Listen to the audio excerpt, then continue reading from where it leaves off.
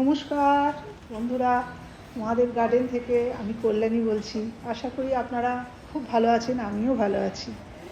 বন্ধুরা, এই প্রচণ্ড বর্ষায় আপনাদের গাছপালা যাদের এখনও পোকা ধরেছে তারা ইমিডিয়েট পোকার ওষুধ দেওয়া শুরু করুন। যখনই দেখবেন গাছের মধ্যে আপনাদের বৃষ্টি কমে গেছে তখনই গাছে আপনারা পেস্টিসাইড স্প্রে করে দিন, নাহলে কিন্তু পুরো গাছ আপনাদের নষ্ট করে দেবে। বন্ধুরা, আজকে আপনাদের কাছে আমি এক গুরুত্বপূর্ণ গাছ নিয়ে এসেছি, যেটা খুব ছাদ বাগানে খুবই শোভাবর্ধন করে।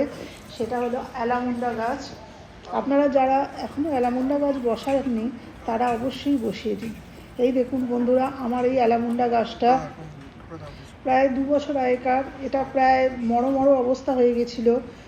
এটাকে আমি এবারে সুন্দর করে কীভাবে সজীব করে তুলেছি সেই নিয়ে আজ এই ভিডিও। বন্ধুরা, এই গাছটা যখন একদম নিস্তেজ হয়ে গিয়েছিল তখন এটাকে আমি প্রুনিং করি। প্রায় জানুয়ারি মাসে আমি প্রুনিংটা করেছি।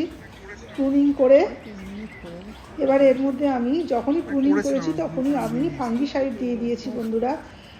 আর রুট যদি কাটা করেন তাহলে সেখানেও আপনাকে ফাঙ্গিসাইড দিতে হবে। দিয়ে আমি মিডিয়া তৈরি করে বসিয়েছি। মিডিয়াটা কি দিয়ে তৈরি করেছি সেটা আমি আপনাদের সঙ্গে শেয়ার করব। বন্ধুরা, গাছ যখন ঝিমিয়ে পড়বে তখন আপনারা হাইড্রোজেন পারঅক্সাইড অবশ্যই গাছে স্প্রে করবেন। এর আগের একটা ভিডিও আমি বলেছি কিভাবে করতে হয়, সেইভাবে করবেন। বন্ধুরা, এই গাছে মিডিয়ায় আপনাকে অবশ্যই কোকোপিট দিতে হবে। এই গাছ ময়েশ্চার খুব ভালোবাসে। আপনারা কোকোপিট মিডিয়ার সঙ্গে বেশি করে মিশিয়ে দেবেন। 20% মিডিয়াতে কোকোপিট দেবেন। ভার্মি কম্পোস্ট বেশি করে দেবেন। আর গার্ডেন সয়েল যেমন দেবেন।